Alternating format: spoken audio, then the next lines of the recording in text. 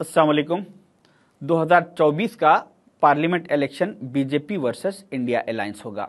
India alliance में total Congress के साथ साथ टोटल 26 पॉलिटिकल पार्टीज है। ये सारे 26 पॉलिटिकल पार्टीज का मकसद एक ही है कि किसी भी सूरत में तीसरी मर्तबा नरेंद्र मोदी जी को प्राइम मिनिस्टर बनने से रोका जाए, ताकि हमारे मुल्क के कॉन्स्टिट्यूशन को बचाया जा सके, ताकि जो फाइनेंशियली हालात मुल्क के तबाह हो चुके हैं उसको सुधारा जा सके, और जो मुसलमानों पर, जो माइनॉरिटीज पर इस मुल्क में जुल्म हो रहा है उसको रोका जाए। इसी मकसद से ये टोटल 26 पॉलिटिकल पार्टीज ने मिलकर यह तय किया है कि हम अब की बार किसी भी सूरत में बीजेपी को सरकार बनाने नहीं देंगे। मगर कुछ दूसरे रीजनल पार्टीज और भी है, जैसा कि तेलंगाना की बीआरएस पार्टी है।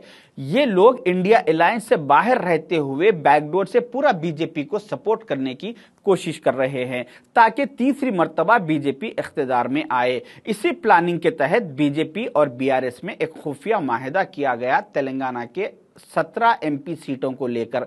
ये उसमें यह तय किया गया है कि 8 तेलंगाना के 17 सीटों में से 8 सीटों पर बीआरएस अपने स्ट्रॉन्ग कैंडिडेट्स को उतारेगी और यहां से बीजेपी के 8 डम्मी कैंडिडेट्स रहेंगे, और दूसरे 8 सीटों पर बीजेपी के स्ट्रॉन्ग कैंडिडेट्स रहेंगे और यहां से बीआरएस के 8 डम्मी कैंडिडेट्स रहेंगे। इस तरह से ये दोनों पार्टीज ने मिलकर 16 सीटों पर मुकाबला करने का तय किया है। रहा सवाल 17वीं सीट का, जो हैदराबाद पार्लियामेंट की है। ये दोनों साथी मिलकर अपने तीसरे साथी को बचाने की पूरी मुमकिनाना कोशिश करेंगे। इस तरह ये तीनों पार्टियों में 17 सीट डिवाइड हो चुके हैं। इन तीनों का मकसद एक ही है कि किसी भी सूरत में इंडिया अलायंस को नुकसान पहुंचाए। इसी प्लानिंग के तहत बीआरएस को बीजेपी ने एक जिम्मेदारी दी है कि असेंबली, तेलंगाना के असेंबली इलेक्शन में मुसलमानों ने बहुत ज्यादा कांग्रेस की ताईद में वोट दिया, लिहाजा मुस्लिम वोटों को डिवाइड कीजिए। इसी प्लानिंग के तहत बीआरएस ने एक 4 फिल्में बनाई। बीआरएस की कलवा कुंटला फैमिली की तरफ से 4 फिल्म बनाए गए, जिसमें से 2 फिल्म अभी रिलीज हो चुके और 2 फिल्म रिलीज होना बाकी है।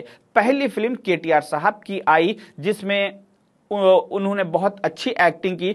उनको एक ट्वीट आता है, वो ट्वीट में कोई जुबली हिल्स कॉन्स्टिट्यूंसी के बोराबंडे इलाके के कोई इब्राहिम नाम के शख्स उनको ट्वीट करते हैं केटीआर साहब को, और कहते हैं कि केटीआर साहब, आप एक बहुत अच्छे लीडर है, मेरी आप दावत कबूल कीजिए, मेरे घर पर आइए, मेरे साथ डिनर कीजिए।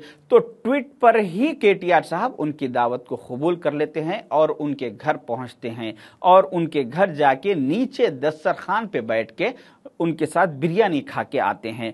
यही केटीआर साहब कल तक जब इख्तिदार में थे तो इनकी पार्टी के तेलंगाना के सबसे बड़े पोजीशन रखने वाले माइनॉरिटी लीडर महमूद अली साहब होम मिनिस्टर रहते हुए इनके कैंप ऑफिस को इनसे और इनके वालिद मोहतरम से मिलने के लिए जाते हैं, तो उन्हें यह कहा जाता है कि आपका अपॉइंटमेंट नहीं है। गेट के अंदर से उनका सिक्योरिटी गार्ड कहता है कि आप जाइए, आपका अपॉइंटमेंट नहीं है, आपको अंदर दाखिला नहीं मिलेगा।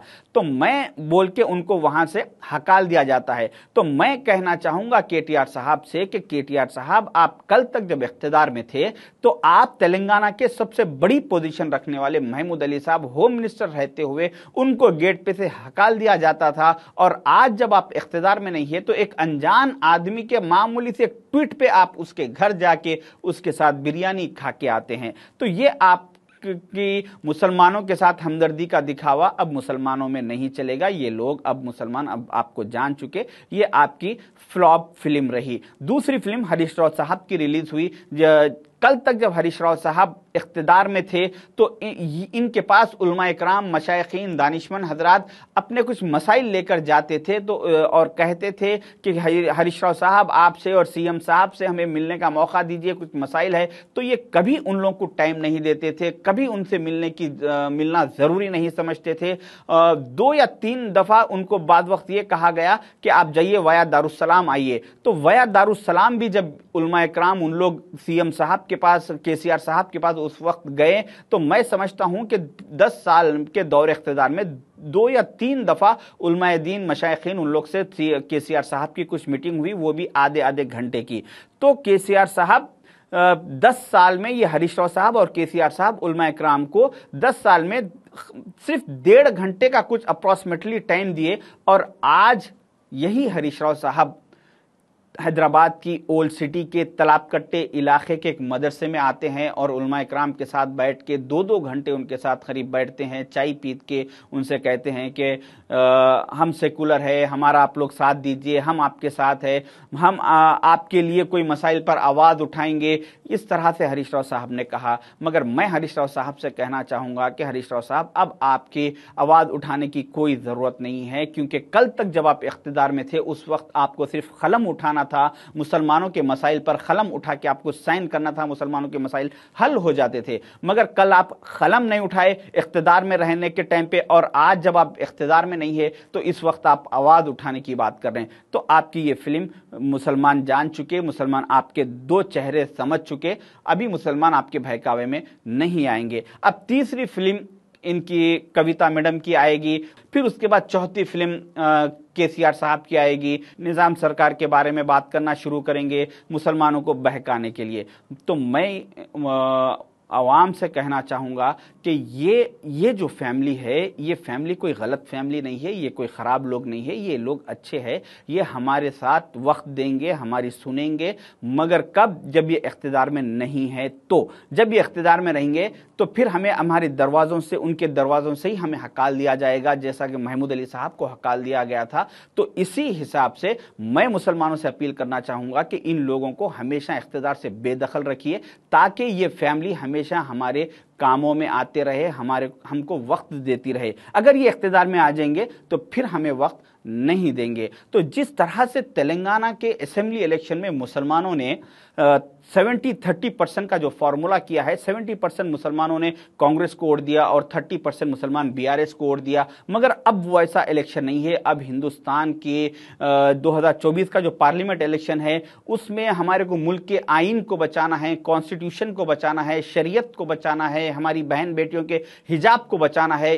ये बहुत अहम मुद्दे हैं जो अब के इलेक्शन के बाद तय किए जाएंगे। तो लिहाजा अब के 100/0 का फॉर्मूला अपनाइए। तेलंगाना के मुसलमानों से मैं अपील करूंगा कि अब इंडिया अलायंस के साथ, कांग्रेस के साथ 100/0 का फॉर्मूला करिए। कांग्रेस को 100 आउट ऑफ 100 वोट मिलना चाहिए और बीआरएस को 0 वोट मिलना चाहिए। इसीलिए मैं आप तमाम लोगों से रिक्वेस्ट है कि बहुत ही नाजुक वक्त है, इस पर सोच समझ के कदम उठाइए और कांग्रेस का, इंडिया अलायंस का साथ दीजिए। शुक्रिया। अल्लाह हाफिज।